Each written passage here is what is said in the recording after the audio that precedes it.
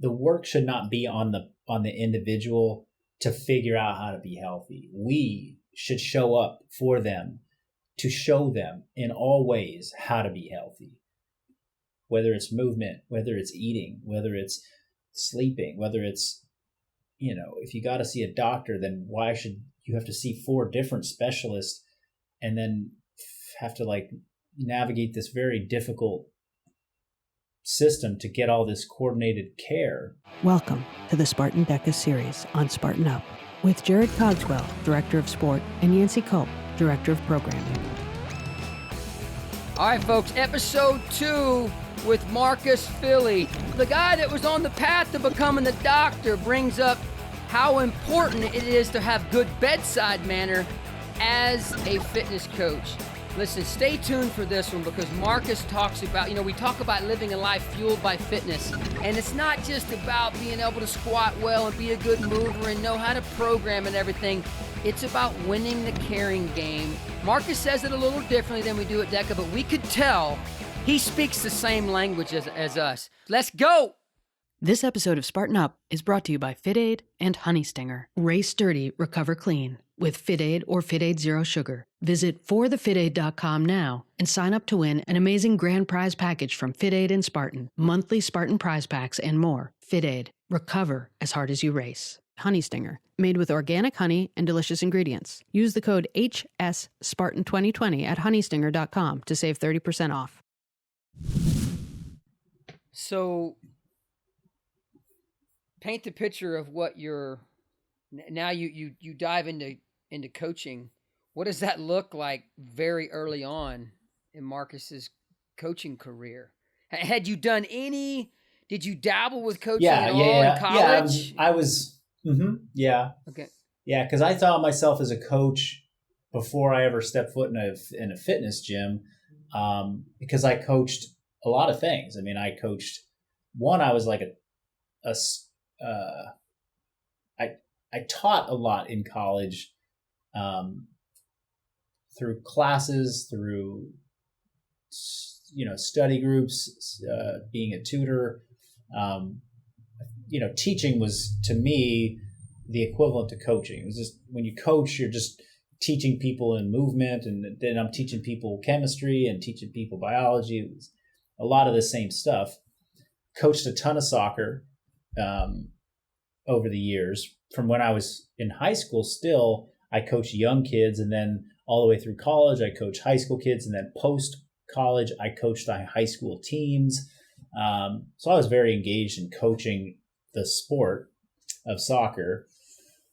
My first kind of go at fitness coaching was sort of friends and family that were like, well, dude, you're great. Like, show me some stuff, But I always looked up to fitness professionals and people that were coaching as like, wow, they're, I kind of had created this hierarchy that I wasn't there yet. And so I didn't give myself a real opportunity to go and coach fitness. So I just didn't think I'd put in the time, but I put in the time. I knew more than most people. It was just a confidence thing. I already mentioned that when it came to being a competitive athlete. So yeah. Once I left medical school, like I had this like background of teaching, knowledge, coaching. But I didn't just be like, I'm going right into coaching. It was like, there was a 3 to 6 month period of sort of like, okay, I gotta refine my footing. Like, I'm rocked. I just got rocked big time. And I didn't have a lot of confidence in myself, and I also didn't want to be sitting around the house either. So I went and got a job at the coffee shop, and I was a barista for a while, going and taking CrossFit classes, going and doing my shift at the coffee shop, living at my parents', getting settled. What year was this? What year were you, Marcus, the barista? I was 2008, 2009. Yeah. So what was your very first? So what CrossFit box or coach, or what sparked the interest? Like your very first interest in CrossFit? Yeah, I got my first interest in CrossFit actually before I went to medical school. I was doing a lot of fitness around here at the local gym, and there was just a group of trainers and members. We all kind of hung together. We took the same fitness classes. We were all in great shape. You know, it wasn't CrossFit. It was, you know, sports performance, core challenge, whatever. Like, I didn't do body pump, but I did a lot of the other classes, you know, at the gym. Plus I did lifting, and I was just looking for community, looking for people. And then these people loved to golf. Fuck, I was a good golfer, so I fit right in there. We would golf 3 or 4 times a week, you know, go out and get margaritas and have Mexican food on Friday night. It was fun. I was like, this is what I like this, you know. I could see myself doing this for a long time. And one of the gals that was training in our group, she lived down the street from a CrossFit gym in San Francisco. And at the time, none of us really knew what it was. It was 2007, maybe 2007, 2008.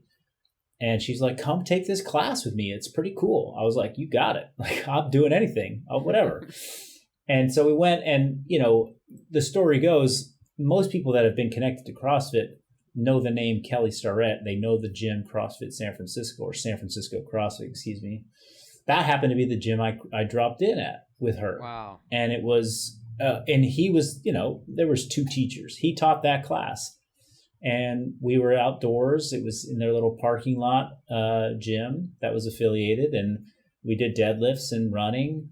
And we actually, it was a weekend, Saturday morning, so we'd walk the barbells down to the beach, and we did deadlifts on the beach, and we did sprints. And I was like, okay, this is pretty compelling. I like this. I was good at it. You know, I hung with the fit crew, and I went back for some more, and started to then poke around on the CrossFit.com website, consume as much content and information as I could. And then about 3 months later, I shipped out actually 3 months later, I went on a trip that I had been planning for a long time to Southeast Asia. I had kind of saved a bunch of money and prepped myself for a 3 to 4 month backpacking trip right before medical school started. So I got into CrossFit, figured it out, went and traveled around Southeast Asia, and then started medical school. And so CrossFit was already in my head. So I was the guy doing little CrossFit workouts in his bungalow in Thailand, you know, and I was playing around with it, farting around with it in medical school at the gym on campus. And so when I left medical school, I was like, you know, I was now 1.5 years invested in just learning as much as I could about the CrossFit community and the methodology. And it was growing at a pretty fast clip. You got to think now, this is 2008, 2009. This is the beginning of the explosion of the CrossFit box. Mm-hmm. So when I came back to my hometown, there were like 2 CrossFit gyms in the area. You know, Kelly's gym used to be the only one, but now another one popped up closer to my house. And so I went and, you know, said hey to the owner. I asked if I could, you know, join, and I struck up a deal to basically like exchange work for a membership, you know, like, can I fold towels for you, essentially? And, you know, I think the day that I walked into the gym and he put me through the baseline workout, I'm sure the thought went through his head, this kid's he's going to be a hell of a CrossFitter. He might be on our competitive team at some point. And I would say probably within a month, he was like, this kid could probably be the best coach in the whole gym. And then within probably 6 months, he was like, this guy could run a gym. If he wanted to, he could go open up his own gym right now. If I'm smart, he should become my partner and we should work together for a bunch of years to come. And that's how that all unfolded. So, and I, again, as here's the theme through the conversation, is that I didn't have the confidence in myself to know, like, this is what I want, this is what I'm going to do. And I looked up to this gentleman and I was like, okay, I'm going to take his lead. I'm just going to, this is a supportive environment for me to grow. And that's what I did for 6 years or 7 years. Was I grew as a coach, I grew as a business owner, and I grew as an athlete, all inside the walls of this community, this local CrossFit box. until 2016 when I think I outgrew it. I outgrew it in a way that meant it was time for me to move on and start something of my own. It was also when I was going to retire from competitive CrossFit, most likely. And I was, just gotten married and just we're having a baby. And so that was a big turning point for me, when this journey of like kind of becoming the CrossFit and the fitness coach and the athlete that I became all happened underneath that roof, over here in Marin County. I was when I was in the military, I was stationed at in Alameda, so I know your area. I know your area very well. I've seen a lot of your videos when you're up there by the Golden Gate and everything, and that's yeah. I enjoyed those 3.5 years when I was there. This episode of Spartan Up is brought to you by Honey Stinger. Honey Stinger is made with organic honey and delicious ingredients. Honey Stinger's waffles, energy chews, gels, and bars give you the fuel you need to push harder, go further, do all the things that we do as Spartans. For training and racing, you need convenient nutrition that tastes great and works. Honey Stinger is Spartan's official on-course nutrition. It's made with real honey. Honey Stinger started with a simple plan: wholesome ingredients, great taste, and, of course, honey. Why does Honey Stinger use honey? Using an ingredient engineered by nature, not in a laboratory, it has its benefits. In fact, the less you mess with Mother Nature, the better. That's why they're committed to the True Source Honey Pledge. And they've got a special code just for our audience. You can save 30% with the code HSSpartan2020. That's HSSpartan2020 at honeystinger.com to save 30% off, just for our Spartan Up podcast listeners. Why do you race? For the glory? For the honor? For the Fit Aid? Each ice-cold can of Fit Aid and Fit Aid Zero Sugar has ingredients to help your body recover, like BCAAs, glucosamine, turmeric, electrolytes, and omega-3s. Fit Aid doesn't have artificial flavors or sweeteners. That's why Spartan loves it. In fact, Fit Aid is at every Spartan race finish line. It's the perfect recovery for your active lifestyle. It's 45 calories, it's non-GMO tested, vegan, paleo-friendly, and certified gluten-free, kosher, and it never contains any artificial colors, flavors, sweeteners, or sodium. And now Fit Aid has a zero sugar option. It's keto-friendly and only 5 calories. It's sweetened with monk fruit and stevia, natural stuff. Can you imagine drinking a soda when you could have this after a race, after the gym, hiking, or biking? That's why Fit Aid is an official partner of the U.S. Spartan Race Series, right? They're at every finish line. So grab a can at the finish line, but then you're going to want more at home. So head over to drinkfitaid.com and find out about their low-calorie, zero-sugar recovery blends. That's drinkfitaid.com. Having a career in fitness myself, I remember my very first job as a personal trainer at the YMCA in San Diego, 1996. Nice. And I remember after 3 to 4 days of coaching, I was like, wait a second here. And I'd had various jobs. I was actually a general manager as a contractor on Camp Pendleton, and I'm moving and shaking in the corporate world, but I'm finding myself falling in love with fitness. And I remember the day I said, this is a career that you can't fake it.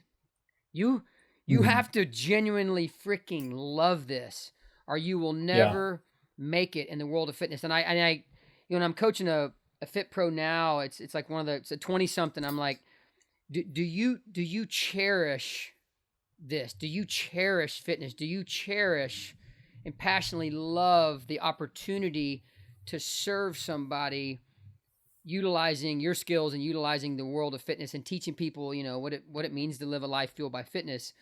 I watched every one of your awakening videos, and I just dug through all your language, and I was like, Jared, my co-host, I said, Jared, this guy speaks our freaking language, dude. We talk about winning the caring game, celebrating fitness, working fitness into your life so it fits into your lifestyle long term. And of course, we all use different language, but talk to me about at what point did you start speaking that language, and at what point did you say that that's going to become a part of my fabric? Or maybe it was in the early years, but maybe who were some of your big influencers? Like what molded you into the coach that you are today, which I feel with what I've learned, all the little research I did, is like, that's what you got to be to truly make it in this world. Well, that feels like such a huge compliment. I appreciate that. And um, the the this was woven into the fabric of me as a person before CrossFit ever happened. Um, I I wrote a personal statement in 2007, 2006 rather. This was the process by which you apply to the medical school, the U.S. medical system. You apply. There's a single application that gets sent out to whatever universities or schools you want to attend. You have to have obviously MCAT scores, which is the in medical standardized tests, medical school standardized tests. You need to have your grades. You need to have your extracurriculars, and then you have to have a personal statement. And the personal statement is more or less the prompt is, why do you want to be a doctor? And in that was like a lot of this language and a lot of this vision of like, I want to serve the whole complete person and see that they can, like, it should not be, the work should not be on the individual to figure out how to be healthy. We should show up for them to show them in all ways how to be healthy, whether it's movement, whether it's eating, whether it's sleeping, whether it's, if you got to see a doctor, then why should you have to see 4 different specialists and then have to like navigate this very difficult system to get all this coordinated care, right? Like it just didn't, I saw something that was like, I want to show up for people and help them deliver, like increase their lifespan, health span, right? Mm-hmm. So to speak. And I kind of saw that as like what I did with, and then it was like, that's the kind of energy I carried into like my soccer coaching. And it was like, then when I was tutoring kids, it was like, okay, well, why aren't you getting your work done? Like, you're a smart kid. Like, what's going on in your life? What do you want to be doing instead? Like, I'm like, I'm trying to teach this kid, SAT math. I'm like, I don't need to be teaching you SAT math right now. Like, we need to be talking about what is going on with your girlfriend, because you're not paying attention to me right now at all. Like, I'm never going to be able to teach you these basic skills when you're thinking about all these other things. I don't care what your parents are paying me for. So sort of like saw that. And then when I got into the gym, it was like, okay, I'm going to take it. I realized there's a whole lot of skills you have to have as a fitness professional. But the one that was closest and most present was like, teach people how to move correctly. Right. And then that was it. Right. And then it was like, okay, I got that down. What's next? Okay, I got to assess people correctly. I'm trying to teach people how to move, but I never assess them. So I'm missing things that are making my job harder. And then it's like developing that, like, I want people to feel at ease when they're around me. It's constantly, it's the bedside manner that I was trying to learn in medical school, or, that people talk so much about as like to be a good physician, you need to have good bedside manner. I'm like, you have to have bedside manner as a fitness professional too, if you're coaching people.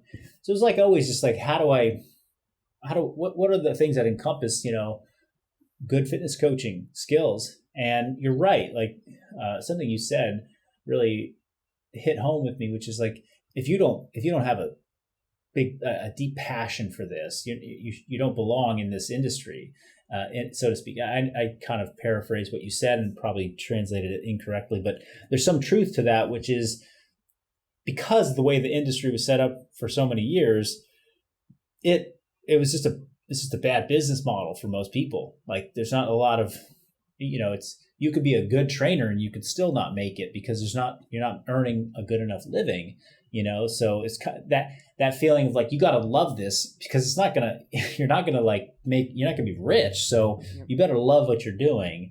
And it was a kind of an interesting way to kind of weed out the people that didn't really love it. But nowadays it's sad because you've got somebody who's passionate, who's got a good skill set to do this, and they're still not making a good living. And then they wash out of the industry. And that for me really didn't sit well. It doesn't sit well still, because I have a company and a business where we employ coaches that care. And I've seen them light up for the right reasons around client success, and they want to do it for the right reasons. And they also want to have their own lives that, mature and develop in the way that somebody who's like middle to lower end of the corporate world is capable of doing, because there's an economics setup that supports it. Whereas in fitness, it's often isn't set up for people. So I know that's not where you were headed with this, but it's something that definitely comes to mind, where I'm like, yeah, you got to be in it for the right reason. Hopefully you can cultivate that over years of understanding the big picture of how your health is connected to so many different things, not just correct squatting mechanics. But then once you develop that passion and that kind of well-rounded toolkit for delivering coaching, how do you make that a career? Yeah. And really, and a career is like something that lasts longer than, a decade, right? It's like, I don't think if you're in it for 3 years and then you move on to the next thing, I wouldn't say, oh, I had a career in fitness. It's like, no, you tried it and the system didn't support you, and that sucks. Yeah. I always say that we can't rely on the government to fix the problem. We can't rely on really and truly. And the eternal optimist in me says, you know what? It's on us to crack the code. And I kind of feel like you and I have probably walked mentally through a lot of similar paths, and the fact that every day I wake up passionate about is there something I can do a little different today to crack that code, to where if I can spark the interest of one more person to realize the amazing benefits that happen. Maybe you haven't been taking care of what I call the beautiful machine, but it's this allows us to do every freaking thing we do, serve ourselves, serve our families, serve those around us, provide, and hopefully when we wake up when we're 50, 60, 70 years old, to still be able to say yes to the things that we would like to be doing. And too often, too many people are saying no because the body is shutting down on them way, way too early. So in a way, the onus is on us, all the fitness coaches out there. It's like, good, nobody else is going to fix the problem. Let's take ownership ourselves, and what can we do today to make it better? And our podcast is the DEKA series, and kind of like CrossFit. Spartan, who I work for, created arguably one of the largest fitness movements the world's ever seen, and because of movements like CrossFit and Spartan and things that you and I and other coaches do, millions of people are slowly becoming a little better version of themselves. And it's you only get a small time on this beautiful rock of ours, and it's amazing how we can use our bodies to travel this planet and enjoy this planet when we keep ourselves fit and capable of using this machine. We always like to ask this question, man. What is that, the rock that hasn't been turned over yet? The thing that we haven't quite mastered yet, to wake up a larger percentage of the world. I mean, what's that one thing, man, that if you could snap your fingers and make happen right now, what would it be in the world of improving the fitness culture nationwide, worldwide? Give us something that we can start working on today. Well, it would be a big monumental shift in consciousness around what success actually means in fitness. And it's a huge hurdle, huge obstacle. Success for most individuals looks like something in the here and now when it comes to fitness. How thin am I today? How ripped am I today? How strong am I today? How good was my workout today? Did I hit my macros today? Did I eat the thing today?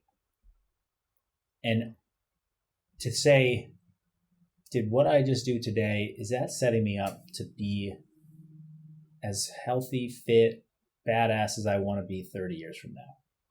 Did I just put, as my buddy Ben Patrick likes to say, did I just put money in the bank of my health and fitness, or did I just take a withdrawal so that I could have a little taste of it right now. Mm-hmm. Right? And if we wake up each day and we just go and put money in the bank of our health and fitness, then guess what? You might not feel like you won the lottery today.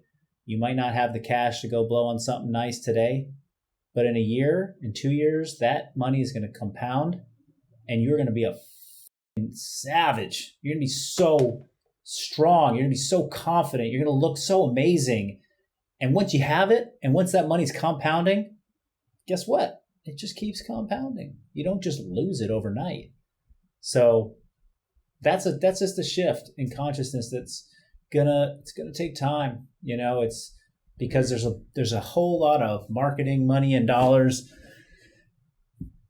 and revenue to be made on the immediate withdrawal, health and fitness withdrawal.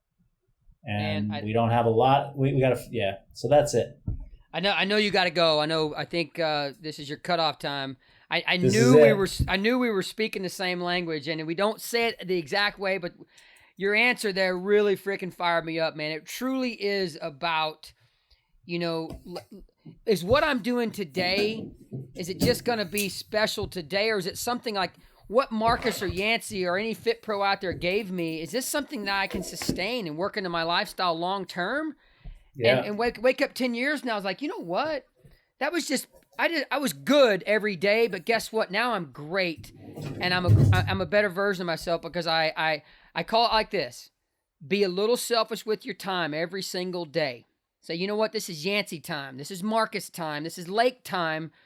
And that little bit of time is going to add up over time. And by serving myself today, I'm going to be able to serve a lot of people down the road because I took care of myself. Listen, man, I wish I had a couple more hours to chat with you, brother. This is all kinds of stuff we didn't get to cover. Do it another time. I appreciate your authenticity and just your general love for fitness and willing to serve our community on the Spartan DEKA series. And much love from our entire family at Spartan, my friend. Yeah, much love. Thank you so much. Yeah, it's been great. Thanks for listening to this episode of the DEKA series on Spartan Up Podcast. Spartan Up is your partner in resilience for mind, body, and spirit. We're here 3 days every week. Tuesdays, you can find Joe DeSena, founder and CEO of Spartan, interviewing biohackers, business leaders, authors, and athletes. Thursdays and Saturdays, catch episodes from our DEKA, Endurance, Trail, Combat, and La Ruta series. Do you know someone who needs a little nudge? Maybe they could use some motivation, tactics to be stronger, healthier, happier, more successful. Tell them about our show. And if you're watching on YouTube, leave us a comment. We want to know who's watching and who's listening. Thanks. See you next time. This episode of Spartan Up is brought to you by FitAid and Honey Stinger. Race sturdy, recover clean with FitAid or FitAid Zero Sugar. Visit forthefitaid.com now and sign up to win an amazing grand prize package from FitAid and Spartan, monthly Spartan prize packs, and more. FitAid. Recover as hard as you race. Honey Stinger, made with organic honey and delicious ingredients. Use the code HSSpartan2020 at honeystinger.com to save 30% off.